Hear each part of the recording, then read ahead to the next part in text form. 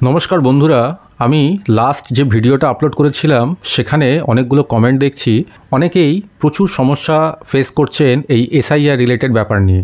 যেমন আমি পরিষ্কারভাবে বলেছিলাম যে বাবা, মা, দাদু, দিদা, ঠাকুরদা, ঠাকুমা যদি এই ছজনের নাম না থেকে থাকে তাহলে আপনার ক্ষেত্রে মাত্র দুটি কাজ করণীয়, কিন্তু অনেক ক্ষেত্রেই বিএলওরা অ্যালাউ করছেন না। তাহলে সেক্ষেত্রে কি হবে?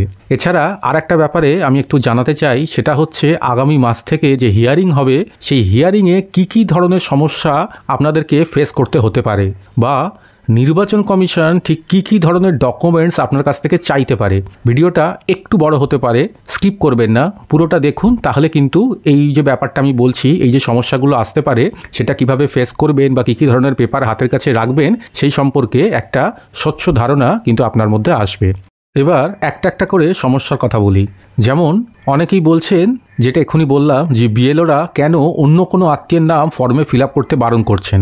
এখানে বলি, নির্বাচন কমিশন কিন্তু প্রথমে বিএলওদেরকে নির্দেশ দিয়েছিল যে বাবা, মা, দাদু, দিদা, ঠাকুরদা, ঠাকুমা এই ছজনের নাম যদি 2002-এর এসআইআর লিস্টে থেকে থাকে তবেই যেন সেই জনৈক ব্যক্তি যার নাম 2025-এর ভোটার লিস্টে আছে কিন্তু 2002-তে নেই, তারা ওই ছজনের নাম ডান দিকের যে নিচের দিকে যে ফিল্ডটা আছে সেখানে রিলেটিভ বা আত্মীয়ের জায়গায় ফিল আপ করতে পারবেন। এখন কথা হচ্ছে, এখানে প্রচুর কমেন্ট দেখছি যেখানে ম্যাক্সিমাম লোকেরই কিন্তু এই ছজনের মধ্যে কারুর নামই কিন্তু 2002-এর এসআইআর লিস্টে নেই।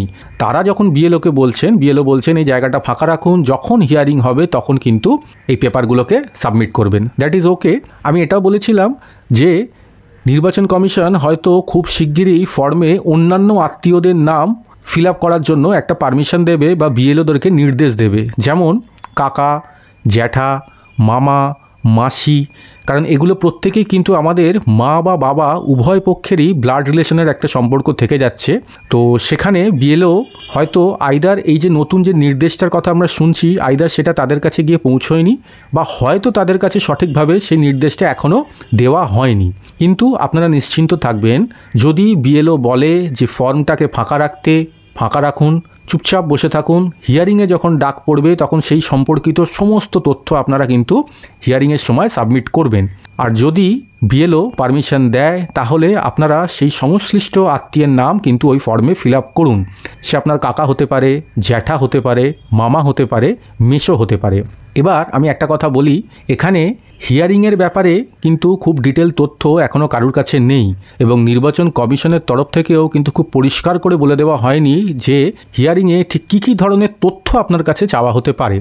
অনেকেই ভাবছেন যে আমি শুধু আত্মীয়ের নামটা দিয়ে দেবো আর সঙ্গে সঙ্গে তাহলে হয়তো এই ব্যাপারটা লিঙ্ক হয়ে যাবে। কিন্তু আপনারা জানেন যে একটা সরকারি কাজ যখন প্রপারলি হয় তখন কিন্তু সমস্ত ডকুমেন্টেশনের মাধ্যমেই হয়। তাই একটা ব্যাপারে আমি আপনাদেরকে বলবো যে কিছু তথ্য বা কিছু ডকুমেন্টস আপনারা আপনাদের কাছে রাখার চেষ্টা করুন। যেমন এখানে অনেকগুলো কমেন্ট দেখলাম, একজন বলেছেন যে তার বাবা, মা, দাদু, দিদা, ঠাকুরদা, ঠাকুমা কারুর নাম নেই, কিন্তু তার মাসি বা মেসোমশাইয়ের নাম আছে 2002-এর লিস্টে, তাহলে তিনি কি করবেন? প্রথমেই বলি যে মাসি বা মেসোমশাইয়ের মধ্যে আমি বলবো যে আপনারা মাসির নামকে আত্মীয়ের জায়গায় রাখবেন।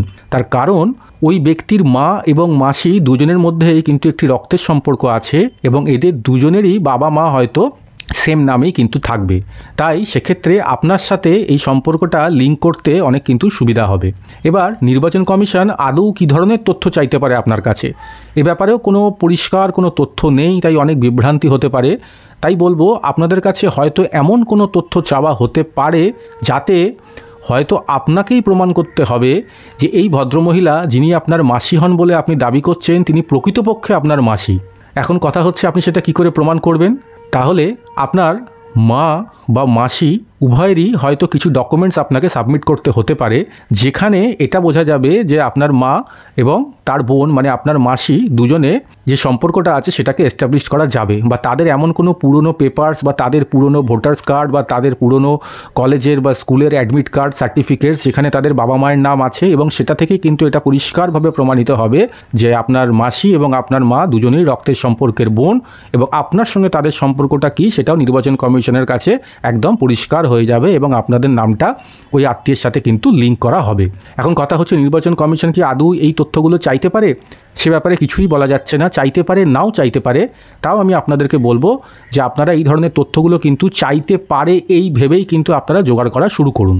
অযথা ভয় দেখাচ্ছি না, যাতে প্রয়োজনের সময় হঠাৎ করে আপনাদেরকে খুঁজতে না হয় বা কোনো ব্যবস্থা করার জন্য দৌড়তে না হয়, সময় নষ্ট না হয়, সেই কারণে আপনাদেরকে সাবধান করা। এবার একই সমস্যা কাকার ক্ষেত্রে হতে পারে। আপনি যদি আত্মীয়ের নাম কাকার জায়গায় দেন, তাহলে হয়তো আপনাকেই এটা প্রমাণ করতে হতে পারে যে ভদ্রলোকের নাম আপনি কাকা হিসেবে পরিচয় দিচ্ছেন, তিনি আদতেই আপনার কাকা। তো এক্ষেত্রেও কোনো প্রবলেম হওয়ার কথা নয়, কারণ আপনার বাবা এবং আপনার কাকা দুজনেই ভাই, রক্তের সম্পর্কের ভাই, এবং তাদের বাবা মা পিতৃ পরিচয় বা মাতৃ পরিচয় হয়তো একই একটা জায়গা থেকে আপনারা পেয়ে যাবেন। এবং সেই রিলেটেড যা কিছু ডকুমেন্টস আছে, যেমন বললাম অ্যাডমিট কার্ড, সার্টিফিকেট, বাবার ভোটার কার্ড, মায়ের ভোটার কার্ড, বা কাকা বা বাবার পুরানো ভোটার কার্ড যেখানে তাদের বাবা মায়ের সম্পর্কটাকে লিঙ্ক আপ করা যায়, এই ধরনের তথ্যগুলো আপনারা আপনাদের কাছে রাখুন। আর একটা ব্যাপার বলবো, অনেকেই হয়তো জানেন না যে এক্ষেত্রে হয়তো যদি ওয়ারিশন সার্টিফিকেট আপনার কাছে থেকে থাকে, যেমন ধরুন আপনার যে দাদু, তার 4 ছেলে 2 বোন, তো দাদু যদি কোনো কারণে মারা গিয়ে থাকেন, তাহলে অনেক সময় আমরা ওয়ারিশন সার্টিফিকেট ইউজ করি, যেখানে কিন্তু পরিষ্কারভাবে লেখা থাকে যে দাদুর এই 4 জন ছেলে এবং 2 জন মেয়ে। এই ধরনের ওয়ারিশন সার্টিফিকেট যদি আপনাদের কাছে থাকে, তাহলে যখন হিয়ারিং হবে এবং নির্বাচন কমিশন যদি তথ্য চায়, সেইটাও কিন্তু আপনারা তখন সাবমিট করতে পারেন। এবার ওয়ারিশন সার্টিফিকেট সাধারণত গ্রাম বাংলায় পঞ্চায়েত থেকে ইস্যু করা হয়, এবং কলকাতার দিকে কলকাতা যে কর্পোরেশন আছে সেখান থেকে কিন্তু চাইলে তারা ইস্যু করে দেয়। এবং এই দুটোর ছাড়াও কোর্টেও ফার্স্ট ক্লাস ম্যাজিস্ট্রেটকে দিয়েও আপনি একটা ড্রাফট বানিয়ে, অ্যাফিডেভিট বানিয়ে করে আপনি কিন্তু সেটা সাবমিট করতে পারেন। তবে আমি বলবো কলকাতা কর্পোরেশন বা গ্রাম বাংলায় পঞ্চায়েত, এরা যে সমস্ত ওয়ারিশন সার্টিফিকেটটা ইস্যু করে, সেটা যদি আপনাদের কাছে থেকে থাকে আপনার পুরনো পরিবারের, সেটা অবশ্যই আপনাদের সঙ্গে রাখুন, যাতে হিয়ারিং হলে চাইলে আপনি সেটা তাদের সামনে সঙ্গে সঙ্গে তুলে ধরতে পারেন। তো এরকম কিছু ব্যাপার আছে যেটা নিয়ে ডিসকাস করলাম। আরও যদি কিছু প্রবলেমস থেকে থাকে তাহলে প্লিজ কমেন্টে বলুন। যেমন আগে বলেছিলাম, কিছু চেনা পরিচিত বিএলওদের সাথে কথা বলে সেই সমস্যাটা কীভাবে সমাধান করা যায় সে ব্যাপারে নিশ্চয়ই প্রত্যেকটা কমেন্টের যথাযথ রিপ্লাই করার চেষ্টা করব, বা আলাদা করে একটা ভিডিও বানিয়ে সেই সমস্যাটা কীভাবে সমাধান করা যায় সেটা দেখব। ধন্যবাদ বন্ধুরা, আমি বিয়াস, বেঙ্গল হেল্প ডেস্ক চ্যানেল থেকে। চ্যানেলটি ভালো লাগলে সাবস্ক্রাইব করতে ভুলবেন না।